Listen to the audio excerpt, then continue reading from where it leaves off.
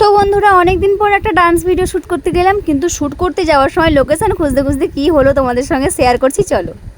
তো হ্যালো বন্ধুরা, তোমরা সবাই কেমন আছো? আমি আবারও একটা নতুন ভ্লগ নিয়ে চলে এসেছি। তো অনেক দিন ভিডিও শ্যুট হয়নি, তোমরা হয়তো ভাববে যে এখনও রং নিয়ে কেন নাচানাচি করছি। ভিডিও শ্যুট তো রং খেলার জন্য অনেকগুলো ভিডিও দিতে হয়, না হলে যেন কম লাগে। এই কারণে আবারও আমাকে রং খেলার বসন্ত উৎসব হয়ে যাওয়ার পরেও রং নিয়ে বেরোতে হয়েছে। গালে রং মেখে তোমরা হয়তো ভাবছো পাগল হয়ে গেছি আমি, কিন্তু কি করব, আর কিছু করার নেই।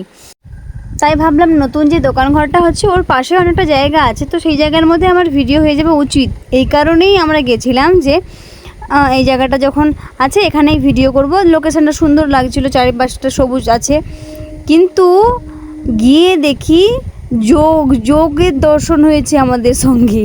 তোমরা জানি না ভিডিওতে দেখতে পাচ্ছ নাকি, আমি যতটা মানে চেষ্টা করেছি কাছাকাছি গিয়ে ভিডিওটা করার, কিন্তু যতই হোক মেয়ে তো, আর মেয়েরা যোগের কাছ থেকে এমনিতেই দূরে থাকে, তোমরা খুব ভালো করেই জানো। আর ও যেভাবে লড়ছে, ও আমাদের পেলেই মনে হয় সঙ্গে সঙ্গে একদম হাতে উঠে আসবে। তাই ম্যাডাম আসছে লবণ নিয়ে,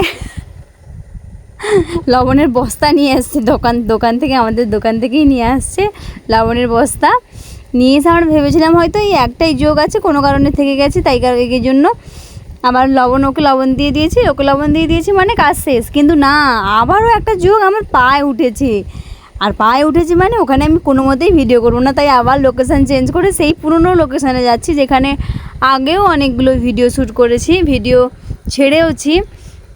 কিন্তু ওখানে গিয়ে দেখি এই অবস্থা, মানে নোংরা।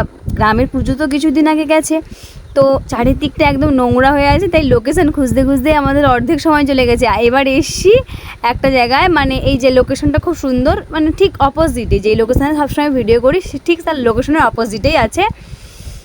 তো আমাদের যাই হোক অনেক কষ্টে ভিডিও করেছি, ভিডিও কমপ্লিটও করেছি এই অবস্থাতে। যাই হোক, তোমাদের সঙ্গে আমার নেক্সট ব্লগে দেখা হবে, টাটা।